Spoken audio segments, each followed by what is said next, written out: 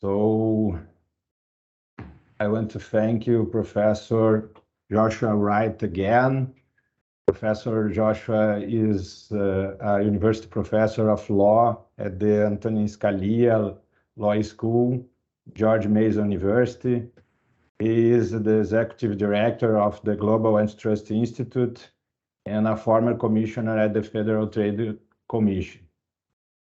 We today receive Professor Josh with us to present some topics about antitrust law, more specifically law and economics and the recent developments in USA antitrust law.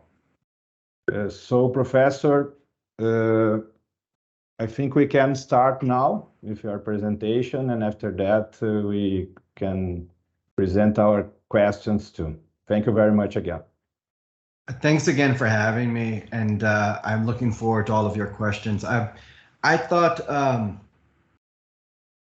a place for me to start. I think the U.S. finds itself in, much like the rest of the world, in the middle of an important discussion, an inflection point in the way antitrust institutions will be shaped within the country and, of course, around the world as well. So I thought I would do a little bit to highlight what the U.S. debate looks like in antitrust and where it comes from. And I'll talk a little bit about my own views on where I think it's going as well. And I think the place to start is it's very difficult to understand the context of the debates around the U.S. without a little bit of history.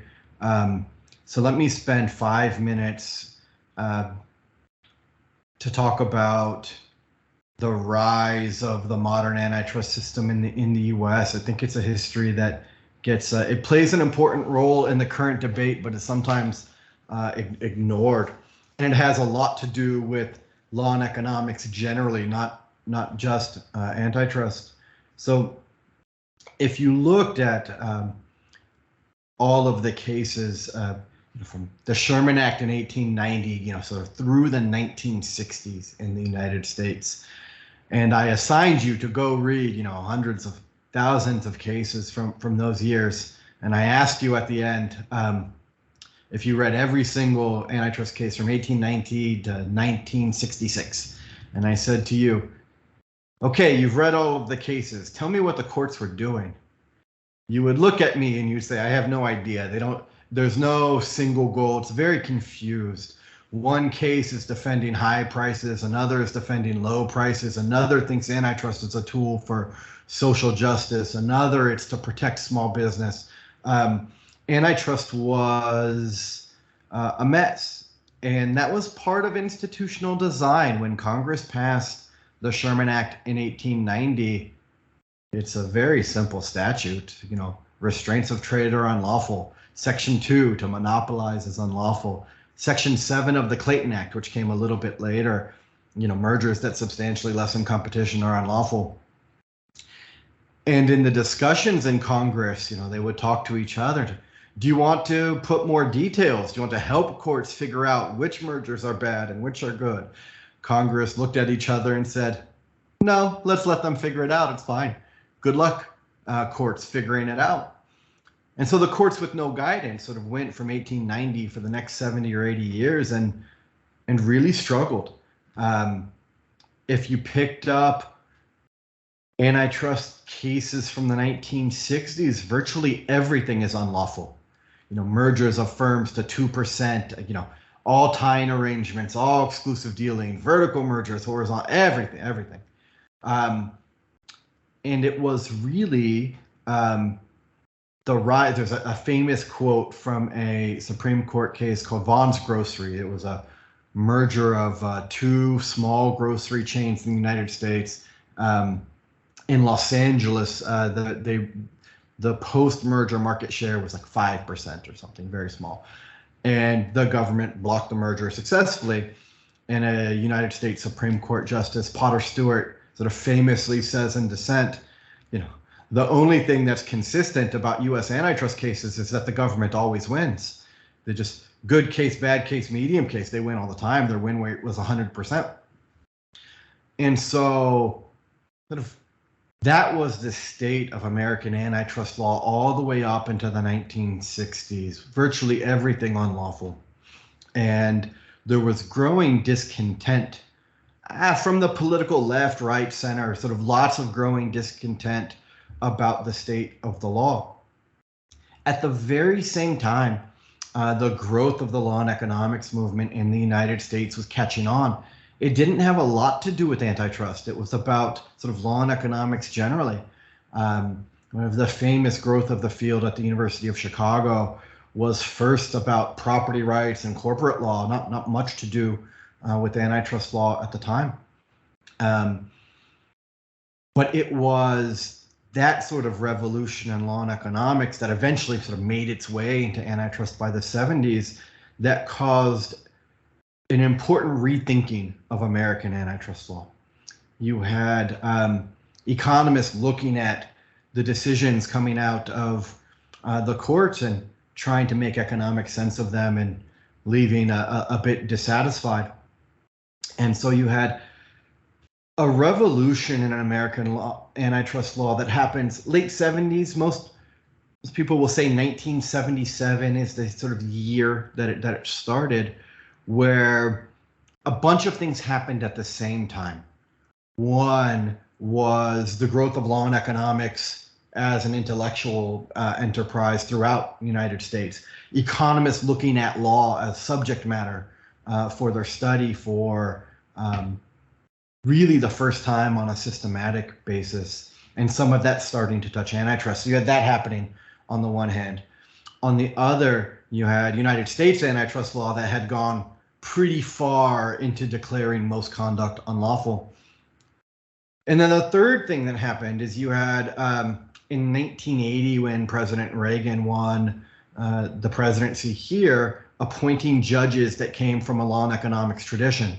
So my colleague, Judge Ginsburg at the GAI, who has been on the DC circuit for now 30-something years, he gets mad when I say the exact number because it makes him feel old. So 30-something years that he's been on the bench. Steve Williams on the DC circuit, Posner, Easterbrook, sort of all of these law and economics judges. It was the first time they had been on the bench deciding cases. Oh, sort of all of that happens at the same time, a sort of a perfect storm, if you will. And by 1977, the courts in the United States revisit the Sherman Act and they say, the days where we use it to maximize 6 different values at once are over. We're going to do one thing. We're going to have an economic welfare standard. They call it the consumer welfare standard, fine. But we're going to use the antitrust laws to look solely at economic welfare. And for all of these other values that are also important in their own right, whether it's small business or social justice or national security, we have other bodies of law to do that. So we're going to have antitrust specialize in one thing, delegate other problems to other bodies of law.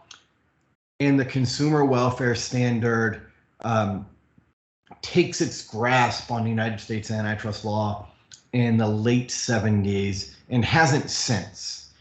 In those decisions, if you look back in the late 70s and early 80s when this big revolution hit, and you read through GTE Sylvania and Monsanto and Business Elect, these are decisions that come late 70s through the early 80s. 9-0 decisions. These are, Justice Scalia and Ruth Bader Ginsburg in the majority together, right? These are not considered to be highly controversial decisions. And so off the consumer welfare standard runs in the United States for decades and decades, and sort of till the modern debate that we're all sort of familiar with now, with various challenges being leveled at how well the standard is performing. I think that history is important for a couple of reasons we can talk about, but the main reason is that flip towards the consumer welfare standard. I think there are 2 things that are incredibly important about it. One, it was born out of economic analysis, empirical evidence that the existing standard was not doing well, right? It was born out of scientific enterprise. Two, it was created by judges. One of the, I tell people in international settings all of the time, I think perhaps the most kind of signature feature of the American antitrust system is the level of judicial review, or the role that judicial review plays in movements in the law. Our antitrust laws moved all over the place. It flipped from where everything was illegal to the consumer welfare standard. Now there's sort of other attacks on it to try to change its shape. And I think it's important. The US, I think, is like nowhere else in the world in terms, and this might be good or bad, but I think as a descriptive characteristic, it is true. Judicial review plays a bigger role in the shape of US antitrust law than anywhere in the world. That big revolution that happened in the 70s was not because Congress did anything. It was not because the FTC and DOJ did anything. Most of the cases that got brought before the court that developed that shift were private parties bringing cases, and the Supreme Court decided we're going to change the way we interpret the Sherman Act. Those two features, I think, sort of enough about history, and now to sort of current developments I promised to talk about. But I think that episode in antitrust history helps us understand a little bit what to expect out of the proffered challenges to the standard in the US. And so you can think about those challenges, some of this from the sort of neo-Brandeisians, but you have challenges, I think, on three fronts. One is litigation, right? This is the way the law changed here originally. It was people brought cases and it moved the law, right? So you have existing litigation, you have Congress, and I'll save for last, you have rulemaking. So litigation and legislation, everyone has. Competition rulemaking is something that is novel in the United States. We have, I was a commissioner at the FTC. We did all kinds of rulemaking, but it was on the consumer protection side. So, the label on your dishwasher when you buy it, and right, consumer protection disclosure regimes. Congress would give authority to the agency, pass a rule about disclosure, and so we would go do that, right? But a competition rule never happened here, and a debate over whether the FTC has the authority to do competition rulemaking. We can talk about as much or as little of that as you want in Q&A. There's a panel every week in the United States right now on whether the FTC has rulemaking authority. I think the short answer is no, it does not. But we're going to find out. They've proposed a rule to ban non-competes throughout the entire economy as a competition rule. That will get litigated, and we'll sort of see what happens, right?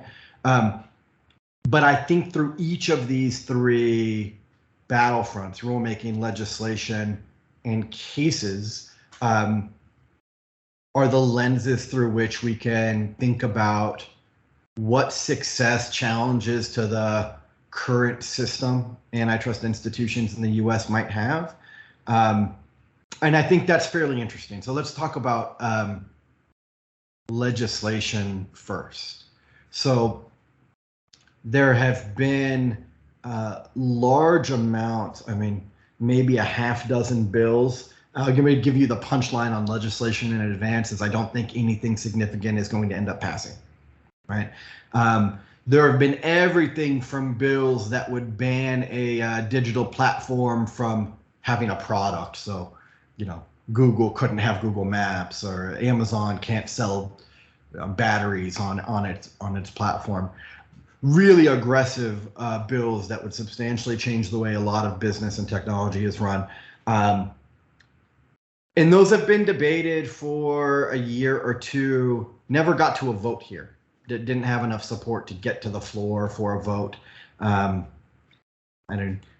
I probably follow American politics more closely than you guys, but a safe thing to bet when it comes to our Congress doing something is that they won't do it, whatever it is, left, right, or medium. It's very difficult to get legislation passed, very easy to stop it. But those more expansive bills have mostly been halted in their tracks. A lot of talk, a lot of support, sort of from the same corners as the neo-Brandeisian debate. So Senator Liz Warren maybe is the most well-known spokesperson on behalf of these types of legislation. And so lots of talk, but when it comes to legislation, not much action. And I think I would expect more of the same. Maybe something smaller in legislation. There's attempts to give the agencies more budget, right? Give them more money to bring more cases. Those will probably pass. But things that actually change the substance of the law, I'm very skeptical. They've been around 2 years and haven't gotten to a vote. Our Congress is now split with Republicans controlling the House and Democrats controlling the Senate. Just the likelihood of anything happening with a split political base, I think, is very, very low. So if there's no legislation to effectuate a challenge to the consumer welfare standard and sort of the modern antitrust system, what about the litigated cases? I think the biggest surprise for observers of United States antitrust has been, when the neo-Brandeisians came in, right? It was, Lena Khan is like 6 New York Times profiles. I'm very jealous. She's a very, very famous person.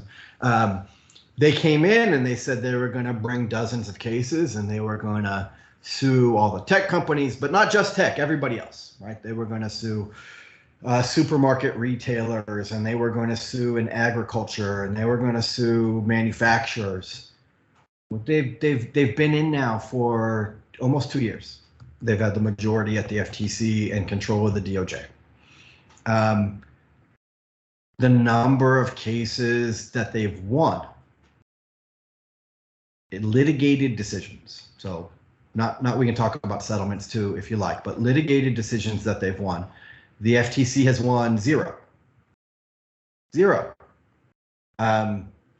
got settlements, but the number of litigated cases they have is 0. Maybe the biggest litigated case they've got is the FTC's challenge against Facebook, which was a Trump administration case. That was FTC Chair Joe Simon's case.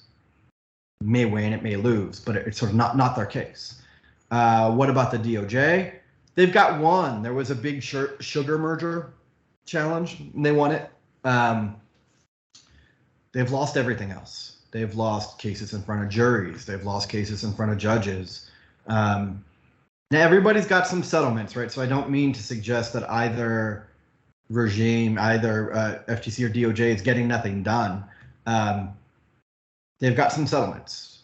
But if you look at activity levels, and if I told you to read the plan that both the FTC and DOJ had going into the administration, the Biden put out a big executive order saying they were going to do a bunch more. And you look at the results, and I ask you, bet me whether the Biden administration has brought more cases or fewer than the Trump administration, the Obama administration before that, the Bush administration before that. If you just read the executive order and the press coverage, I would be favorably inclined to say, I bet you the current DOJ have done more, but they haven't, right? The DOJ has got one major win, the FTC has none.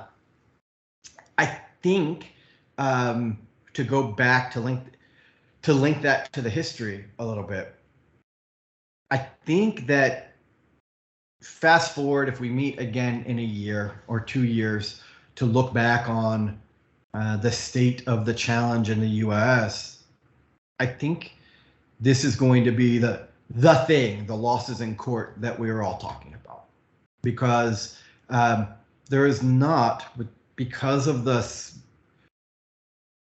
role that judicial review, that judges play in real litigated cases in moving our law. It is just not possible. It's very hard to have a revolution if you lose all the cases, right? You have to win the cases to win the revolution. And I think what you're seeing, and I think this is somewhat of a surprise for American observers, too, of antitrust law is it's not just that they're losing the cases, it's not they're not bringing that many. Like they haven't brought more. It's not that they're bringing a bunch more and losing. They're bringing fewer, but losing a higher rate. That is a surprise to me, and maybe that'll change in the next year, and so we'll have something different to talk about. They'll run off a win streak of 5 cases, and it'll be different tomorrow. But I don't think so. And we could talk about why that is or what's different. But I think if I were to point to the thing that I think is most interesting in U.S. antitrust law right now, it is the gap between the rhetoric and the results at the agencies, and what it means for whether there will be wide sweeping intellectual change in the way that the U.S. antitrust institutions do business. If I were a betting person, and I guess I am, I would bet against any broad sort of change, because you've got to win at least one of those 3 battlefronts. Right? You can win with legislation, that's not happening. You could try to win with rulemaking, but that's the way our rulemaking goes. Congress delegates authority to rulemaking to the agency. That's a little bit like winning in Congress. And I don't think they're going to win there, right? So it really leaves, as it did in the 70s, to move the framework, the analytical framework that is rooted in the law, and right now rooted in an economic welfare system, where, by which I mean a plaintiff has to show some harm to economic welfare to win a case, right? We have a sort of law and economics based antitrust framework. To win, you've got to win cases. And to date, that's just not happened. The sugar case, that's a victory for the DOJ. It was sort of like a normal, it was a 3-2 merger. I think any administration anywhere would have brought it and probably won it. So for what's next for the agencies, I do think you're going to see, as they, the clock is running on how long that they sort of control both agencies. I do think you're going to see more attempts to bring more cases. The FTC probably will try, to bring more cases while they've got the votes. But you got to win them.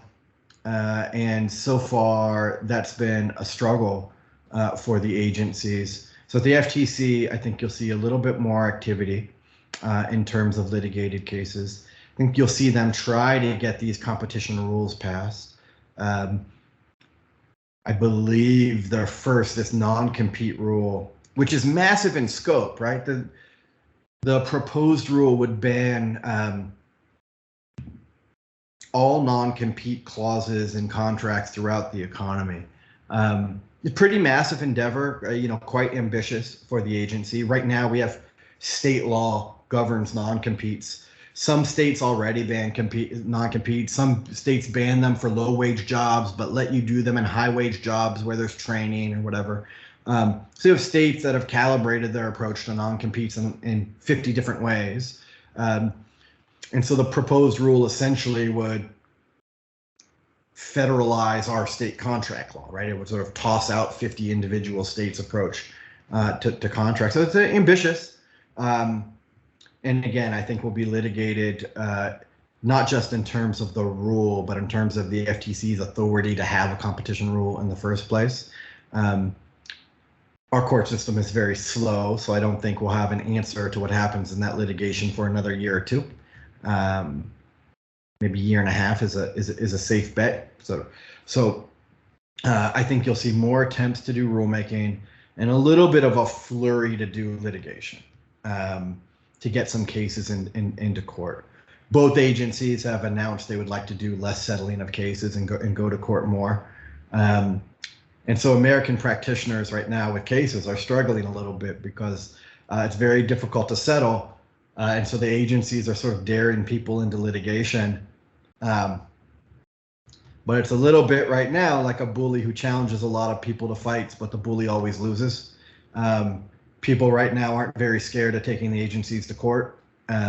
Why that is, I think, is trickier. I'm not sure I have a great answer to why they're losing more often now. you had an exodus of talent at both places. A lot of people quit the FTC.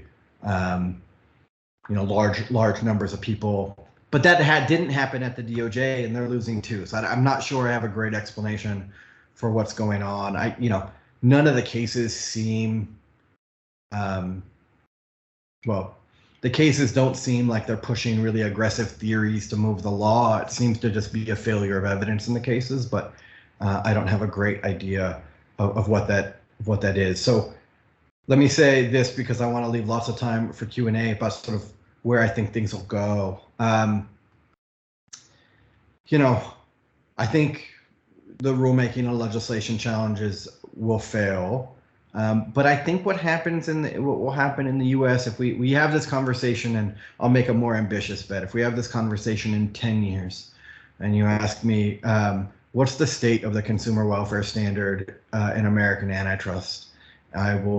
My bet to you now is that it will be exactly the same as it is today, because the consumer welfare standard is not a particular rule. It's a framework, right? It's a framework that says the currency with which we have a conversation about antitrust cases is economics. It's the plaintiff has to show economic harm, the defendant has to show economic benefit.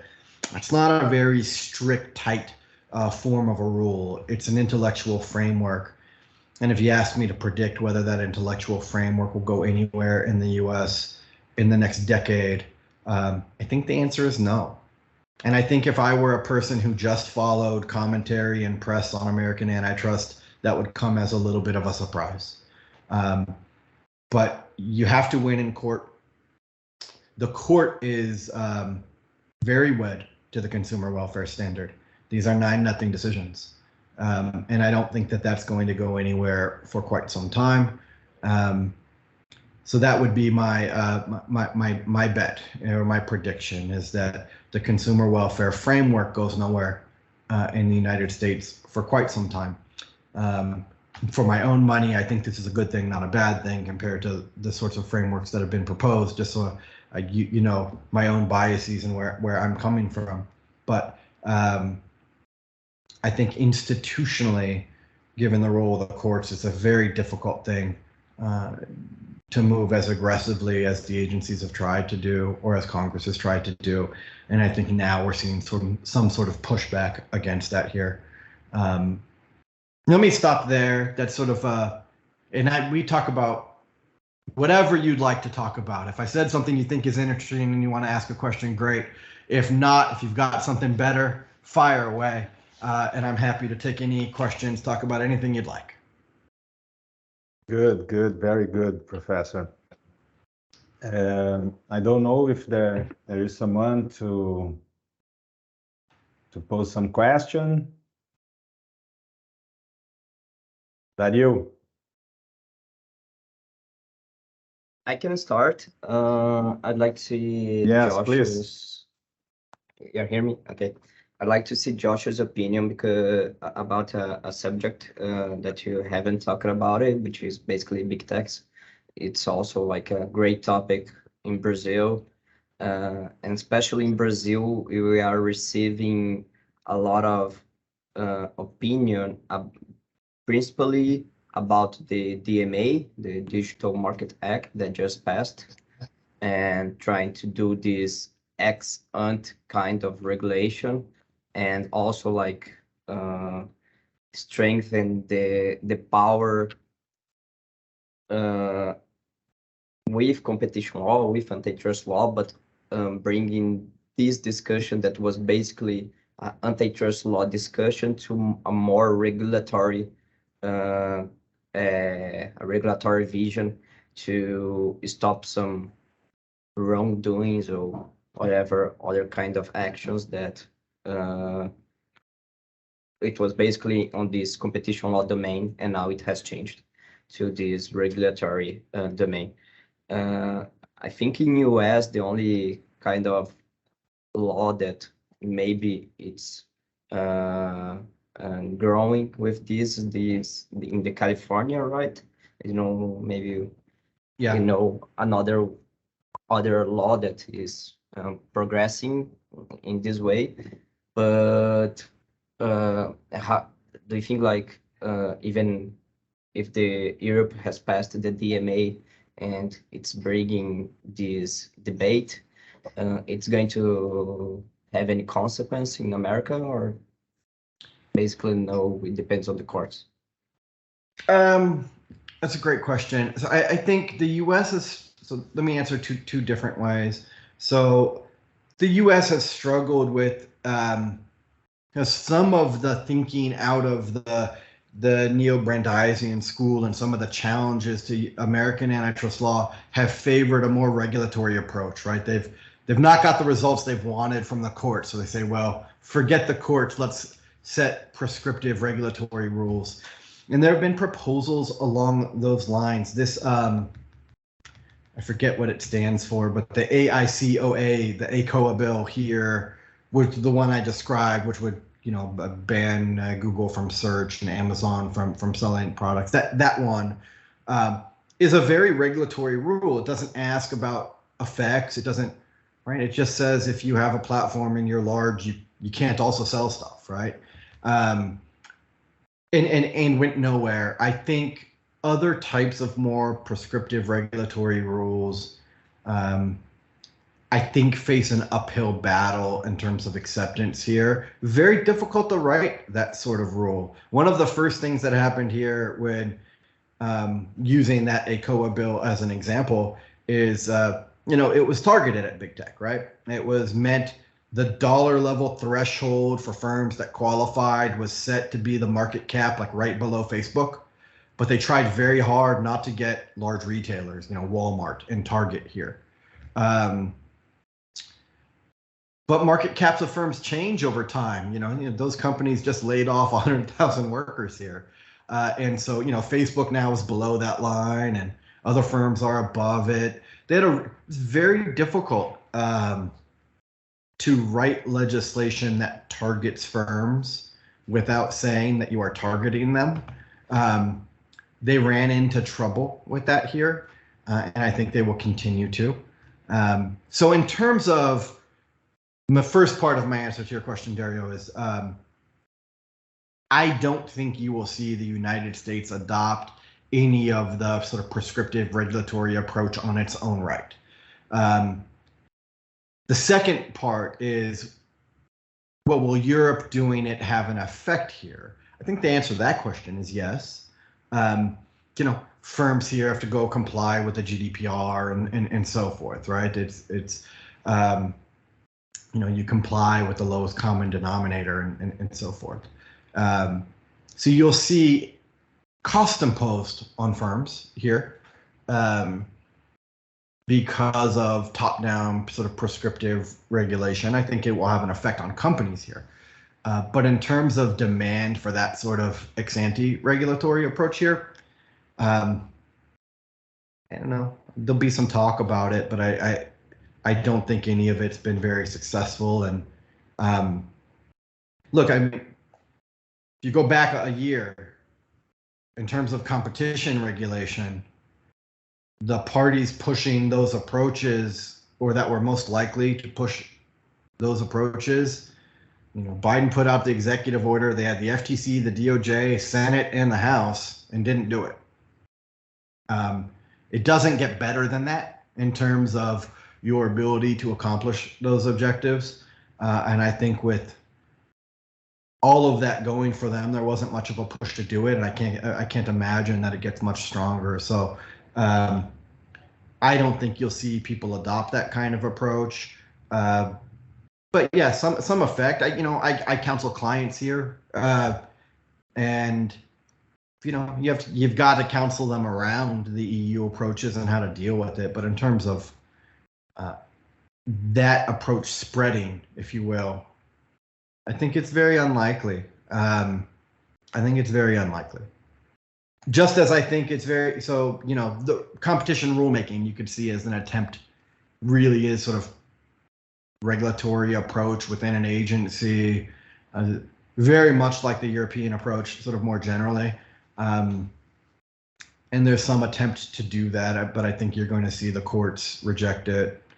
And I think, I mean, to broaden that claim out a little bit, I think a year from now, when you look at, and this is a surprise for me, it's not something I predicted at the time, but I think if a year from now you look at what the agencies, the FTC and DOJ accomplished when they had, you know, this sort of environment and an increase in budget and full backing of the president and all of that, and, you know, Lena Khan running the show and Jonathan, all of that, I think the results have been underwhelming.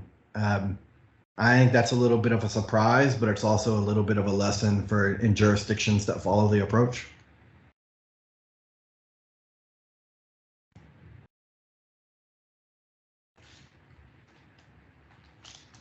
Good, thank Ask you. me something else, anything you want.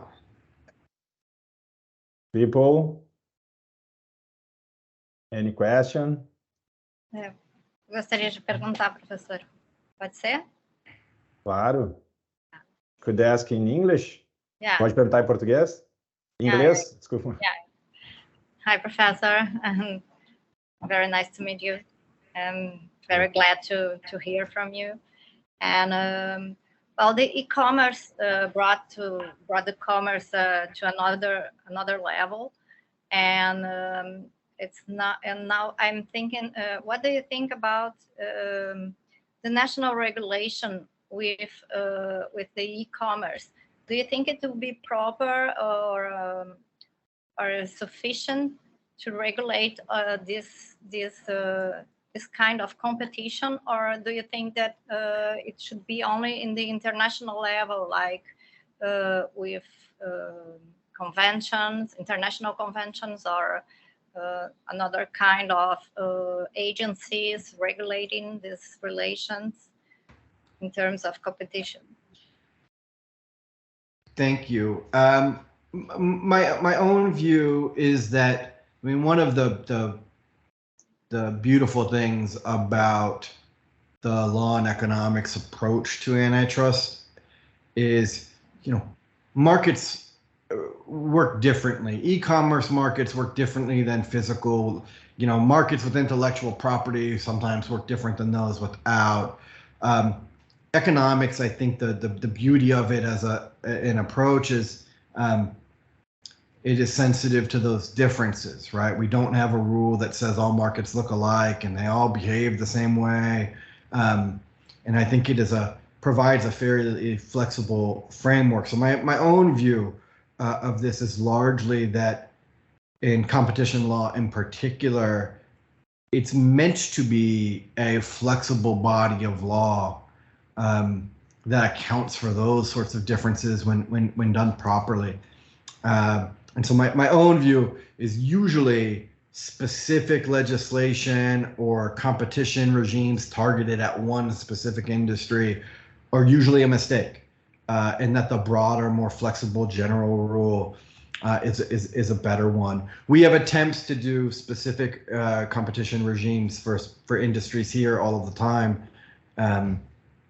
Sometimes they are for more lenient rules, sometimes they are for more strict rules, but industries asking for special treatment or different treatment all of the time. My own view is that competition law is best served by rejecting those special rules and having a rule that applies to the entire economy, a framework that applies to the entire economy is usually the better course. That's my view. Okay, thank you. Thank you, Professor. More questions? People? No? I have one question, Professor. We have nowadays some changes in the market with ESG, for example, big data, new technologies, and we have some changes in the law and economics too, the behavior law and economics. Considering these all changes, do you think this could create a new framework to to bring a new antitrust law or not? That's a great question. So with respect to behavioral law and economics, it's interesting. Behavioral economics has had a big influence in the economics profession here, but less so in the law. Not none. In consumer protection law, lots. Influence over disclosure regime, more aggressive law on disclosure in particular, building on some of the insights from the behavioral economics literature. But at the firm level, whether it's corporate law or antitrust, much less influence than I think one would expect given the rise of that field within the economics profession, and even, you know, sort of popularly with the various books, Nudge and the like. I'm not sure why that is. I think one reason is that the behavioral economics profession, the field, you know, we identify different types of biases that consumers or firms have, but there are so many of them, right? So I decided antitrust cases at the FTC. I did this for a living, right? And so I've got a case and it's a merger, and, you know, one behavioral economics theory says, well, consumers are going to pay higher prices, and the other one says lower, and the other one says, you know, there is, like any young, and that's not a criticism of the field, it's a young field. I think in terms of being able to operationalize into what we're doing in antitrust is predictions about how markets behave over the long run, right? And I think, like any young field, you've got a lot of predictions going in a lot of different directions. And I think for antitrust in particular, you've not observed in litigated cases or even within the agency very much influence of that brand of economics on thinking. That doesn't mean that it won't happen, but I think in order for there to be success of translating insights from behavioral economics to firms and then to antitrust, the growth in that literature is going to have to come from empirical work. It's going to have to be able, you know, there's now, you know, a million papers on why you or I behave irrationally at the grocery store, and some on how firms react to you and me behaving a particular way at the grocery store. But less and less showing that those biases sort of persist in markets over a long time, right? Some, right? But I think that, you know, if you're going to get those insights sort of born into antitrust and corporate law and by judges, you know, having an overwhelming empirical support for those types of claims is going to be kind of the next step. And it's no surprise a field that young still has more work to do, but you know, I think that's the gap. So a promising area for sure, and an important area for sure. And one, I may be underselling the amount of influence it has in other areas. In consumer protection, I think it's had a very large influence on the law and what agencies are doing in the United States. You know, sort of, I'll give an example. We at the FTC have a law about when you get your credit card bill, what exactly shows up in the box for the disclosure. And there were a bunch of studies by behavioral economists who worked with the FTC people that showed we used to feature the minimum payment, right? To keep your bill, you have to pay this much. Well, you guys know you pay the minimum payment, you never pay off your bill, right? It just, it's not the smartest thing to pay. So the rule that we passed would put right under the minimum payment.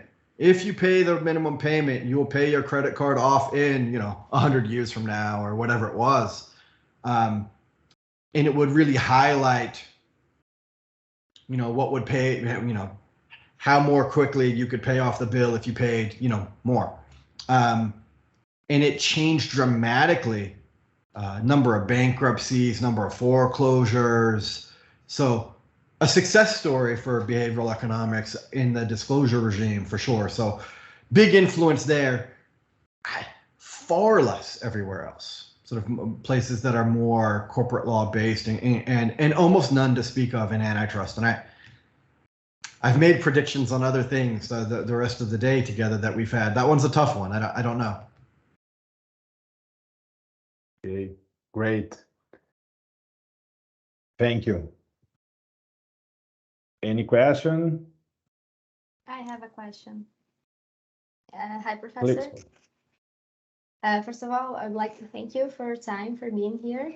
And I would like to hear your opinion regarding how can we build an antitrust system that does not interfere negatively in innovation. How can our legal system be more secure to all parties involved, but also respond in a fast way in a very dynamic market like all the new tech business?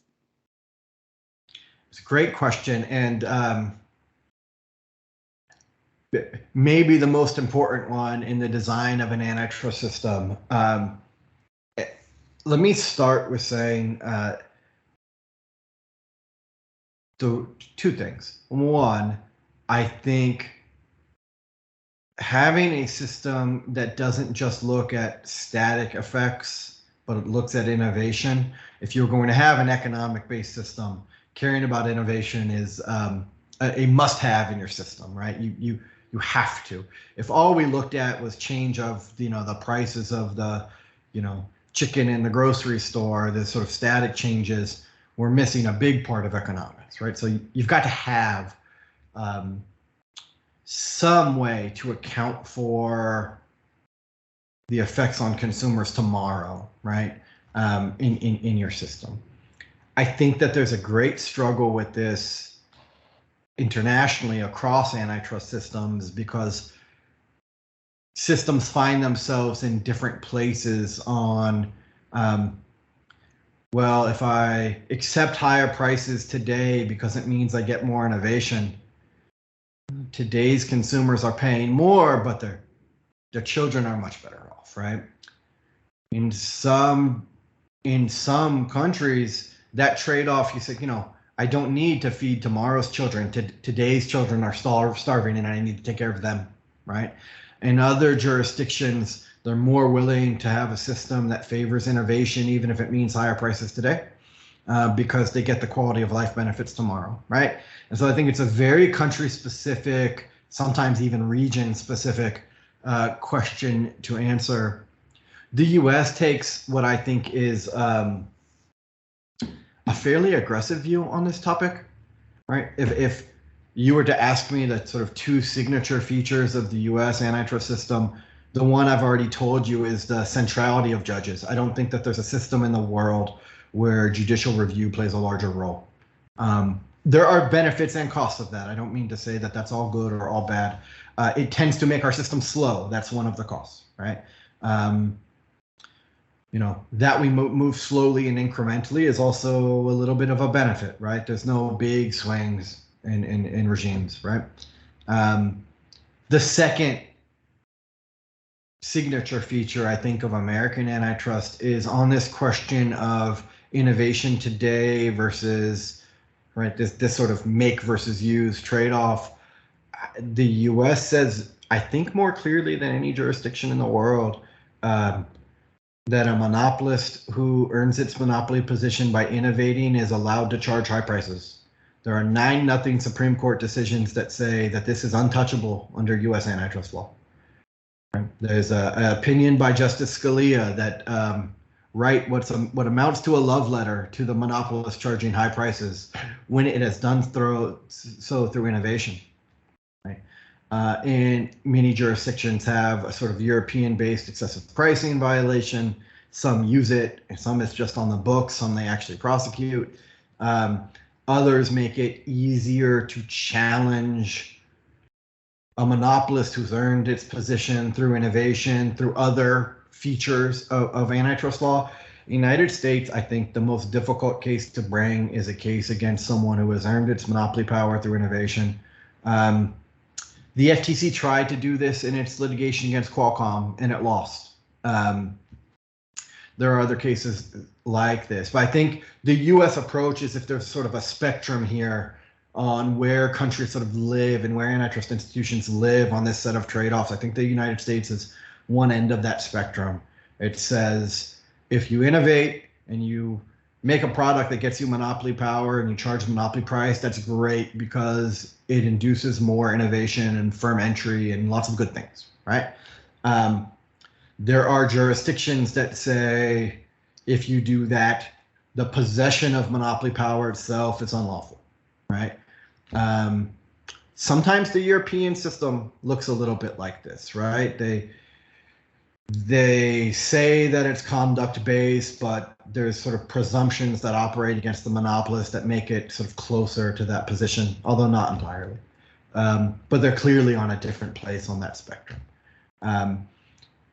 For me, I don't think that for different regimes around the country there is a one-size-fits-all, because countries find themselves in a, if I want to allow all sorts of copying of innovation today, it's going to lower prices today, but deter innovation tomorrow. And the lowering prices today matters, right? It's in some countries that's more important than, but I think in terms of long run institutional growth, finding ways to harness antitrust institutions to encourage innovation rather than deter it are probably the most productive thing a set of institutions can do. And the U.S. approach isn't for everybody, but I think finding a way to make clear that cases based on innovation are unlikely to succeed, except for extreme circumstances, is probably a good way to start. That doesn't mean that there's no antitrust cases for innovative firms. I mean a case that makes the innovation the challenged conduct, as opposed to, you can have two innovative firms who make a cartel and they it's an easy case, they violated the law, right? There have been some in the US who push for even more lenient rules for innovative firms, and I don't think that's wise either. But a set of safe harbors for innovative conduct itself, I think, is an important part of a system. You can have the rest of the system work the same way, but in my view, it ought to be difficult to bring a case based on challenging innovative conduct alone, making a new product, something like that. Not impossible, but difficult.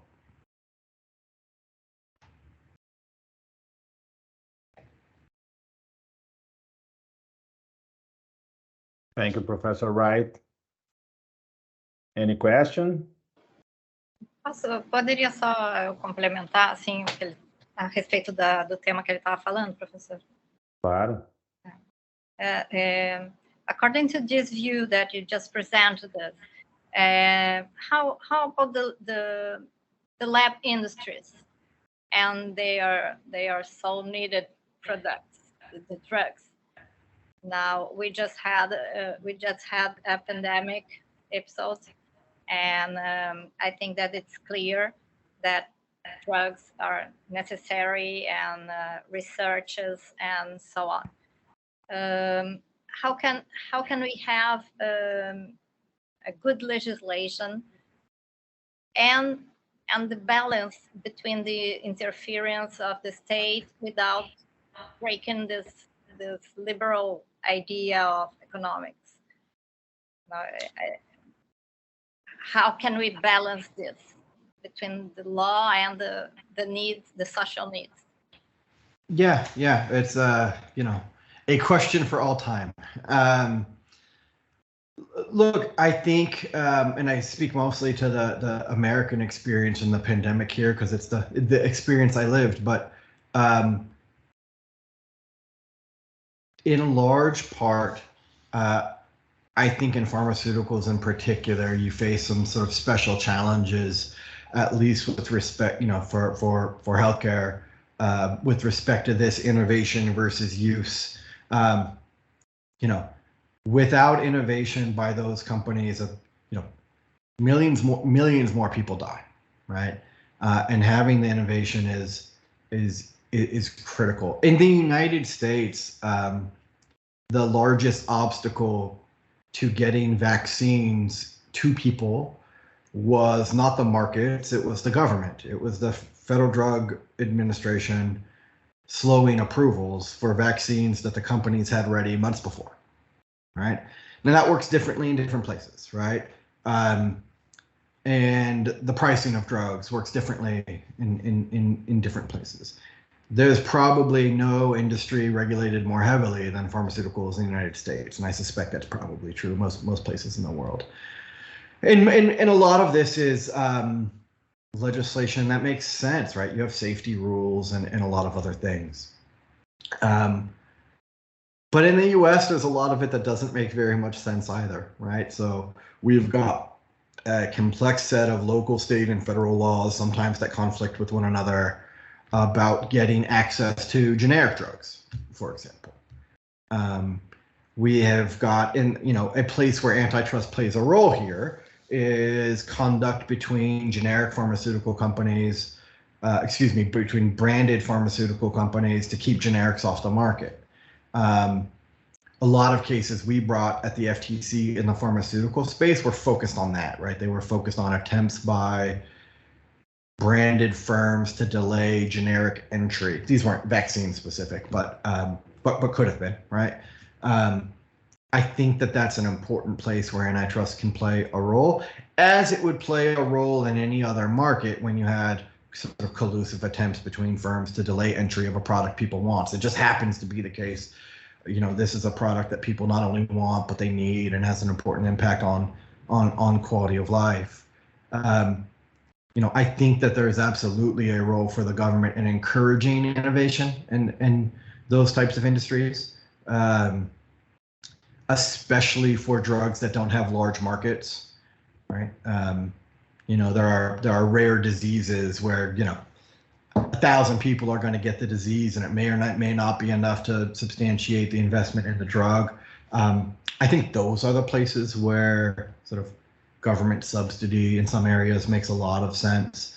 But in terms of competition law, I am a big believer in, if it's where we can have policy that favors innovation, it is almost always the wiser long course thing to do so. Sometimes that means government subsidy for rare drugs. Sometimes it means the government getting out of the way of itself. The U.S. had a little bit of both of that in its response to the pandemic, as is usually the case. But for competition law institutions, I think the biggest role is the same as its role in other industries. That is, where there's a demand from people for products, conduct that reduces competition to serve those demands is bad, and that's more important for drugs, but the role isn't different.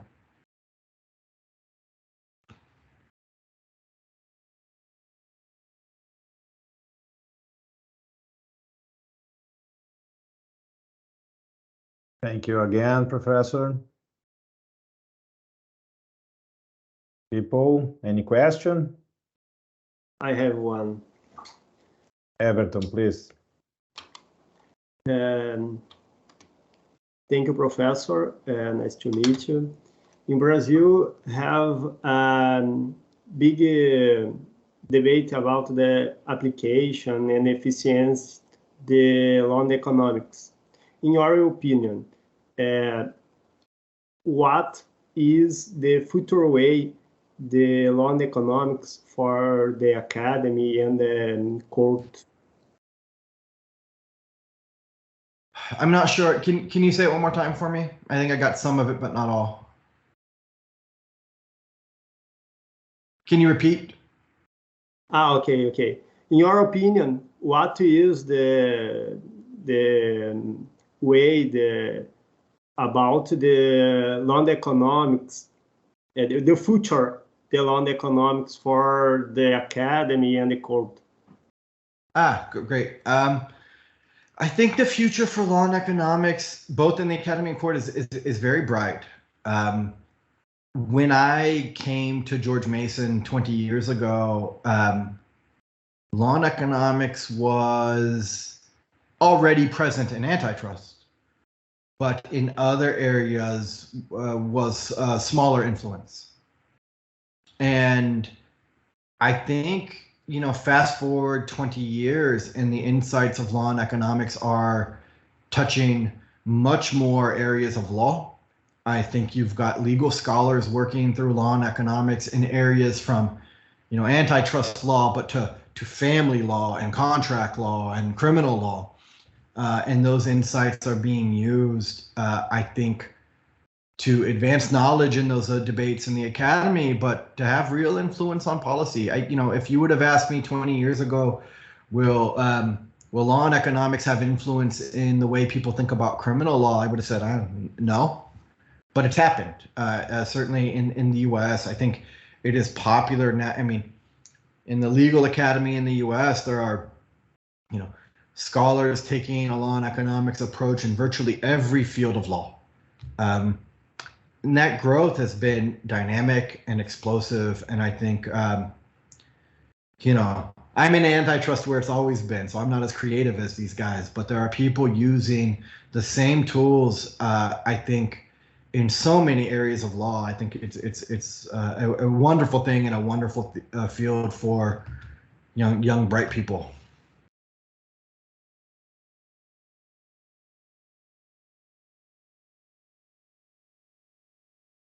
Thank you again, Professor Wright. I don't know, I think we have 1 hour in our webinar. Professor, I would like to thank you again. People, I don't know if you have another question. If not, I will finish here. Dario? No, I'm fine, Professor. Okay. So, Professor, thank you very much. As I said before, we are very, very glad to have you here with us discussing these topics about antitrust law. And we expect that this could happen again in other occasions. So thank you very much. And we would continue studying these topics here in Brazil. And I think your explanation will help us to develop our studies. Thank you for having me. I appreciate your time and the wonderful questions. It was nice to get to meet all of you. I'm easy to find. You get my email. You can get my number through Dario. You could find me easy. I'm always happy to talk about antitrust, about, you know, further studies, things to read.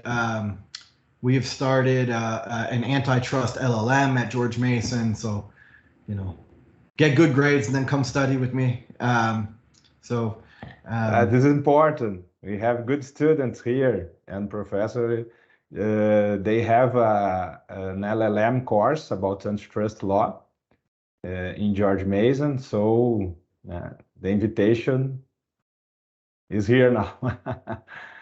Come find me, and happy to talk about it anytime. Thank you a lot, Professor. Thanks for having me. Take care. See you. Bye-bye. Thank you, people.